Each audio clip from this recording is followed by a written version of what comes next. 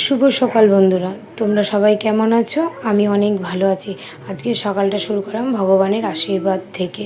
আজকে আমি অনেকটাই ব্যস্ত, কারণ কালকে তোমরা জানো যে কালকে রাখি পূর্ণিমা গেছে, তাই একটু ব্যস্ত ছিলাম। কালকে ভাইয়ের বাড়িতে গেছিলাম ভাইকে রাখি পরাতে। ভাই আমার বাড়িতে আসতে পারিনি, তাই সেই উপলক্ষে আমি ভাইকে আজকে আমার বাড়িতে খাওয়া দাওয়া করার জন্য নেমন্তন্ন করেছি।